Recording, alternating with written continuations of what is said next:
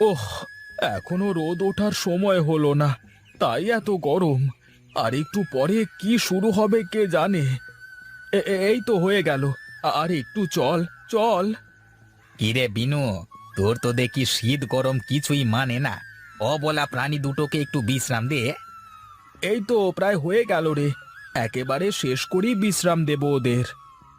রোদ উঠে গেছে, আর থাকিস নে, উঠে আয়। তুমি গিয়ে গাছের নিচে বসো, আমি আসছি। এই তো, এই যে, এই পাকটা হলি শেষ।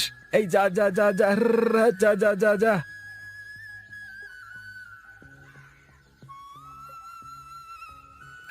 আয়, যা, আজকের মতো তোদের ছুটি। চল, এবার একটু ছায়ায় গিয়ে জিরিয়ে নি। যা রোদ আর যা গরম, এত গরমে কি মাঠে কাজ করা যায় নাকি?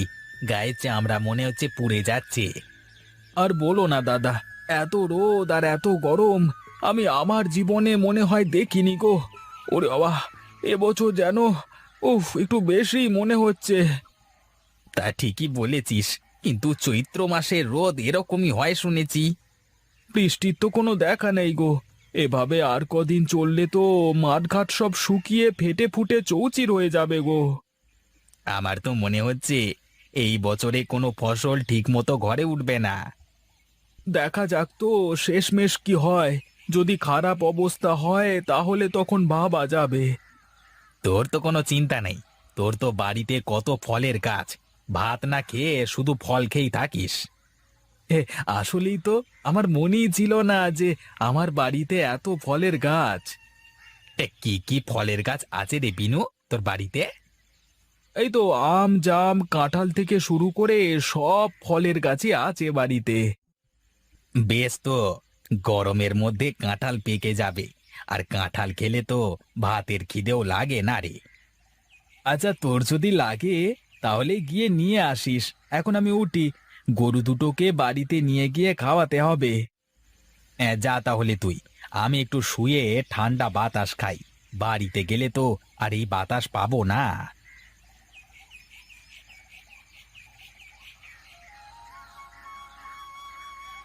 হ্যাঁ, আমি যে মাঠ থেকে চাষ করে বাড়িতে চলে আসলাম, আর তোমার এখনো উঠানি ঝাড়ু দেওয়া হলো না। আমার উঠোন ঝাড়ু দেওয়া হলো কি হলো না তা দেখে তোমার কি লাভ? যাও, তুমি হাত মুখ ধুয়ে ঘরে যাও। এখন রান্না করবে কখন আর খেতেই বা দেবে কখন বলো দেখি? আমার যে খুব খিদে পেয়েছে। রান্না করতে যাব কেন? সেই কখন রান্না শেষ করেছি। তোমার আসতে দেরি দেখি তো আবার উঠোন ঝাড়ু দিতে চলে আসলাম। ও আচ্ছা, তাই বলো। আমি তো ভাবছিলাম বোধহয় হাতের এসব কাজ করে তারপর রান্না করতে যাবে। তাই হলে তুমি এত সময় আমাকে থুতে, কখন যে গায়ে হাত তুলে দিতে। এখন এসব বাজে কথা না বলে দুটো খেতে দাও, আমি গেলাম ঘরে। কি গো, তুমি এত ঘামছো কেন শুনি? বাতাস তো করছি আমি তোমাকে। এই বাতাসে কি হয় নাকি? মাঠে যে পরিমাণ রোদ আর গরম। বাড়ির ভেতরেই টিকা যাচ্ছে না গরমে, আর মাঠে তো তাহলে আরো খারাপ অবস্থা। মাঠের ভেতরে প্রতিটা মানুষ শুধু একটু গাছের ছায়া খুঁজছে গো। আর ওদের ভেতরে যা বাতাস হচ্ছে, বাতাসে যে আগুনের হলকা ভেসে আসছে গো। চলে এসে ভালোই করেছো। এখন আর বাইরে বের হয়েও না। পুকুর পাড়ে গিয়ে একটু ঠান্ডায় বাগানের ভিতরে পাটি পেরে ঘুমাবা। তা না হয় ঘুমালাম গো, কিন্তু চিন্তা তো তা না। কি চিন্তা করছো বলো দেখি? মাঠ ঘাট সব শুকিয়ে একদম চৌচির হয়ে গেছে, একটুও পানি নেই কোথাও। মাঠে তো এবার কোনো ফসলই হবে না বোধহয়। হায় হায়, এ কি বলো? তাহলে তো বিপদে শেষও থাকবে না। এত কষ্ট করে তাহলে জমিতে চাষ দিয়ে আসলে কেন? ফেলে রাখলে তো এই জমিতে আর কোনো কিছুই চাষ করা যেত না, সেজন্য একটু কষ্ট হলেও কাজটা করে আসলাম। থাক, বেশি কথা না বলে টকটক করে খেয়ে নাও তো দেখি। ঘরের ভিতরে আরো বেশি গরম মনে হচ্ছে।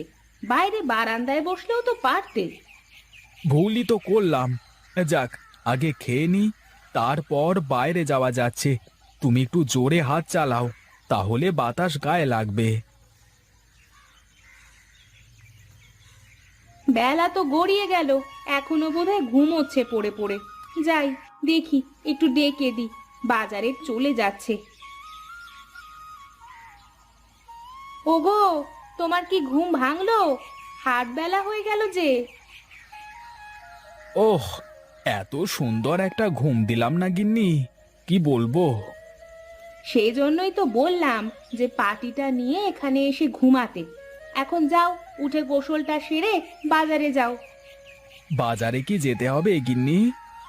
তোমার যদি খাওয়া না লাগে তাহলে আর কি, আবার শুয়ে পড়ো। আর যদি খাওয়া লাগে তাহলে যাও। ঠিক আছে, তুমি যাও তাহলে, আমি আসছি।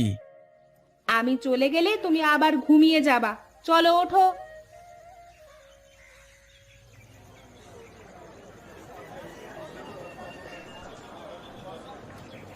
কি বিনুদা, মাছ কিনবে নাকি? বাজারে আসলাম, দেখি কি কেনা যায়। জিনিসপত্রে যা দাম গো দাদা, তাতে না খেয়ে মরতে হবে দুদিন পরে। তা যা বলেছিস, সবকিছুর দামই আকাশ চুম্বি। এবারকার খরাতে সব শেষ। তোমার কি বাজার করা শেষ নাকি, না আরো কিছু কিনবে? হ্যাঁ, কেন রে, আর কিছু বলবি নাকি? হ্যাঁ, না দাদা, আর কি বলবো। হ্যাঁ, যদি কিছু কেনার না থাকতো তাহলে একসাথে বাড়ি যেতাম আর কি। না রে, আমার একটু কাজ আছে, তুই তাহলে যা, আমি কাজটা শেষ করি আসছি। ও রামু কাকা, মাছের কি দাম? মাছের যা দাম রে বাবা, খাল বিল কোথাও তো পানি নেই, মাছ কোথা থেকে আসবে? দেখছো না কয়টা মাছ নিয়ে বসে আছি। তা মাছ কি কিনে খাওয়ার মতো আছে কাকা, নাকি মাছ না নিয়ে যাব? যে পরিবেশ হয়েছে তাতে করে মাছ না খাওয়াই ভালো, দুদিন পরে ভাত খাওয়াই বন্ধ করে দিতে হবে। সেটা ঠিকই বলেছো কাকা, তাহলে আর মাছ নিলাম না। যাই দেখি, বাড়ির দিকে যাই।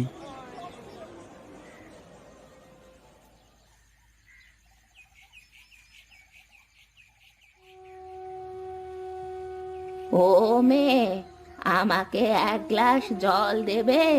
তৃষ্ণায় যে আমার বুকটা ফেটে যাচ্ছে। তুমি বসো বুড়িমা, আমি তোমার জন্য পানি নিয়ে আসছি। তোমার বাড়ি কোথায় বুড়িমা? আর এই রোদের মধ্যে কোথায় যাচ্ছ? কোথায় আর যাব, আমার তো ঘর বাড়ি কিছুই নেই। সকাল থেকে না খেয়ে না দে রাস্তায় রাস্তায় ঘুরছি, কেউ এক মুঠ খাবারও দিল না।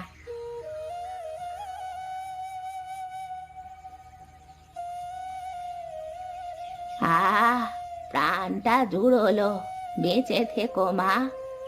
কিভাবে আর বাঁচবো, চারিদিকে যে হাহাকার বুড়িমা, না খেতে পেয়ে মরতে হবে। তোমার মুখ তো শুকিয়ে গেছে বুড়িমা। ওগো, যাও, তুমি বুড়িমাকে খাবারটুকু দিয়ে দাও। কিন্তু এই শেষ খাবারটুকু দিয়ে দিলে যে রাতে উপোস হয়ে থাকতে হবে। তাতে সমস্যা নেই, না খেয়েই তো মরতে হবে। তার চেয়ে ভালো একজন ক্ষুধার্ত ব্যক্তিকে তো খাওয়াতে পারলাম।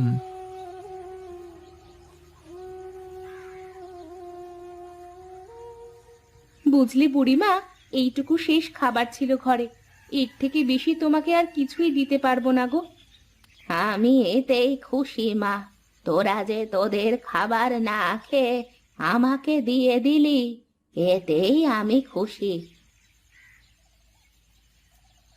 ঘরে এক দানাও খাবার নেই বুড়িমা, থাকলে তোমাকে থেকে যেতে বলতাম।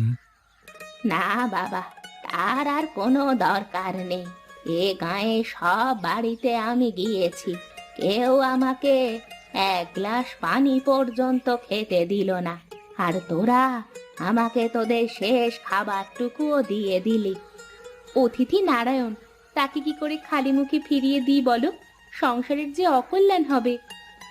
আমি তোদের ওপর খুশি হয়েছি রে মা, তাই আমি তোদের পুরস্কার দিতে চাই। এ কি বুড়িমা, আমরা এই গামলা আর এই পাখা দিয়ে কি করব? এই গামলা হাতে নিয়ে পাখা দিয়ে বাতাস করতেই গামলা খাবারে ভরে যাবে। এত খাবার হবে যে গায়ে সব মানুষ মিলে খেয়েও ফুরাতে পারবি না। সত্যি বলছো বুড়িমা? আমার তো বিশ্বাসই হচ্ছে না। যতদিন না গায়ের এই দুর্দশা দূর হয় ততদিন এই গামলা কাজ করবে। তবে মনে রাখিস, যদি কখনো লোভ করিস তাহলে কিন্তু সব হারাবি। ঠিক আছে বুড়িমা, তুমি যা বলবে তাই হবে। ওগো, দেখেছো বুড়িমা আমাদের দিয়ে গায়ের কত মানুষের উপকার করলো। শুধু কি তাই, বুড়িমা তো গাঁয়ের সব মানুষেরই পরীক্ষা নিয়েছে। তবে যাই বলো, আজ যদি বুড়িমা ঠিক সময়ে না আসতো তাহলে হয়তো গায়ের অনেক মানুষ না খেয়ে মারা যেত। এই জন্যই সবাই বলে, যা কিছু হয় ভালোর জন্যই হয়।